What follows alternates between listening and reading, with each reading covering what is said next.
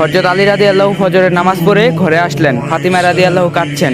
উনি জিজ্ঞাসা করলেন, ফাতিমা তুমি কাঁদছো কেন? ফাতিমা রাদিয়াল্লাহু আরো জোরে জোরে কাঁদতে লাগলেন। ফাতিমা বললেন, আলী, আজকে আব্বাজান নবীজি সাল্লাল্লাহু আলাইহি সাল্লাম আমার স্বপ্নে এসেছিলেন। তিনি বললেন, ও আমার ফাতিমা, আমি তোমাকে নিতে এসেছি। মা, আজকে তুমি রোজা রাখবে। সেহরি করবে আলীর দস্তরখানায়, ইফতারি করবে আব্বাজানের দস্তরখানায়। হযরত আলীর বুঝতে বাকি রইল না, আজকে ফাতিমা ইন্তিকাল করবে। ফাতিমা রাদিয়াল্লাহু জ্বরে ভুগছিলেন। বিকালে ওনার অবস্থান আরো অবনতি হলো। তিনি হযরত আলীকে লক্ষ্য করে বলছেন, হে আলী, আমি আপনাকে অনেক কষ্ট দিয়েছি, আপনি আমাকে মাফ করে দিয়েন। আমার মৃত্যুর পর আপনি বিয়ে করে নেন যাকে আপনার পছন্দ হয়। শুধু একটি অনুরোধ আমার, হাসান হোসেনকে সপ্তাহে একদিন আপনি কোলের মধ্যে নিয়ে ঘুমাবেন। ফাতিমা রাদিয়াল্লাহু মৃত্যুবরণ করলেন। মৃত্যুর পূর্বে তিনি বলে গেলেন, আমাকে রাতের বেলায় দাফন করবেন, মানুষ যাতে বুঝতে না পারে আমার কতটুকু সর্বস্ব ছিল এবং আমি কতটুকু লম্বা ছিলাম। এতে আমার পর্দা ভঙ্গ হবে। জানাজার পর যখন লাশ বহন করতে হবে, তখন হযরত আলী দেখলেন খাটিয়া বহনের জন্য আর একজন লোক দরকার। এমন সময় হযরত আবু যর গিফারি রাদিয়াল্লাহু আসলেন। আলী রাদিয়াল্লাহু আশ্চর্য হয়ে জিজ্ঞাসা করলেন, আপনি কিভাবে জানলেন? উনি বললেন, আল্লাহর হাবিব আমার স্বপ্নে এসে বলেছেন,